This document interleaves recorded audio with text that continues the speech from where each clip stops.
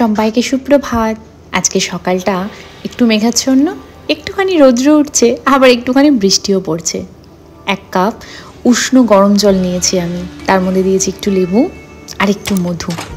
বিশ্বাস করো, এই যে দিনের শুরুটা যদি তোমরা এটা দিয়ে করো, প্রত্যেক দিন এটা খেতে হবে তার কোনো মানে নেই, কিন্তু উষ্ণ গরম জল বা আদার জল বা খালি পেটে এরকম লেবু মধুর জল বা চিয়া সিডের জল, এই যে আমরা শুরুটা যেটা দিয়ে করি না দিনটা, আমাদের সারাটা দিন ঠিক ততটাই ফ্রেশ লাগে। কারণ সকালের শুরুটা যদি তুমি ফ্রেশ মাইন্ডে করো, ফ্রেশ খাবার দিয়ে করো, বা যে জলটা তুমি সকালে পান করছো তার মধ্যে যদি এই ধরনের ইনগ্রেডিয়েন্টসগুলো অ্যাড করো, তোমার শরীরও ভালো থাকবে, মনও ভালো থাকবে, আর সারাদিন কাজের জন্য প্রচুর এনার্জি থাকবে।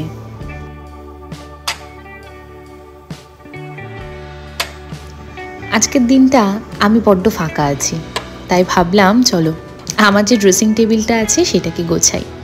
প্রথমে আমি অর্গানাইজ করে নিচ্ছি আমার এই স্কিন কেয়ারের প্রোডাক্ট। আর হ্যাঁ, এর মধ্যে সামান্য কয়েকটা লিপস্টিক আছে।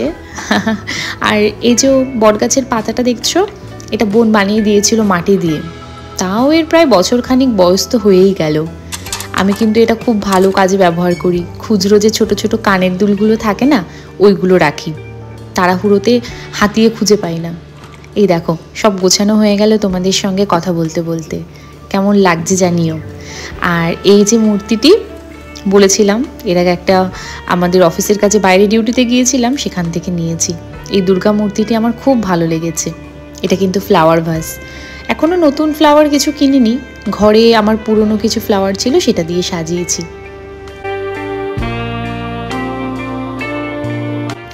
অনেক দিন হয়ে গেল জানো তো, আমাদের ঘরে যে গোপাল ঠাকুর রয়েছে বা সিংহাসনে যে ঠাকুর রয়েছে, সেই ঠাকুর অনেক দিন পুজো দিই না।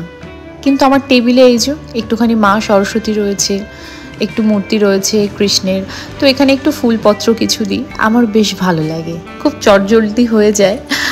আর সত্যি কথা বলতে, মামনি ঘরে পুজো দেন সকালবেলা, আমি টাইম মতোটা কুলোতে পারি না।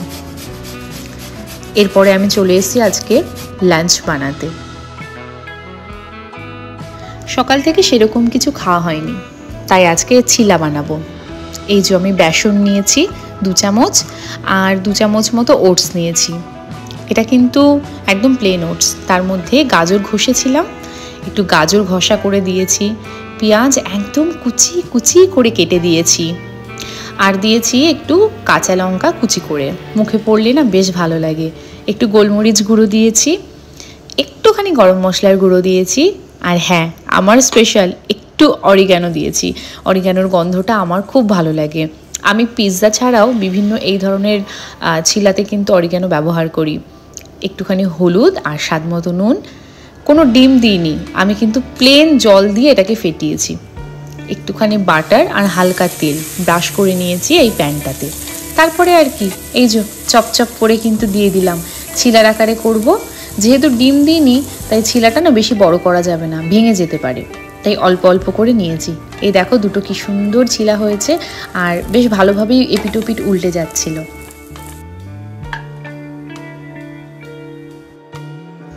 আমি আজ আমার নিজেরও একটা কথা শেয়ার করি। আমি জানো তো, ছোটোবেলায় দেখতাম বাড়িতে যখন অতিথি আসতেন, তখন মামনি বলো বা আমার ঠাম্মি বলো, সবাইকে কি সুন্দর গুছিয়ে পাক পেরে খাওয়াতেন। আমার না ওই জিনিসটা খুব পছন্দ, তাই আমি যখন নিজের খাবার রোজ খাই, খুবই সাধারণ খাবার দাবার, কিন্তু আমি নিজের থালাটাকে এইভাবে গুছিয়ে খেতেই পছন্দ করি। এখন শুধু ভিডিওর জন্য নয়, আমি বরাবরই এটা পছন্দ করি। অন্যকেও যেমন গুছিয়ে দিতে পছন্দ করি, আমি নিজের থালাটাও এরকম সাজানো গোছানো দেখতেই পছন্দ করি।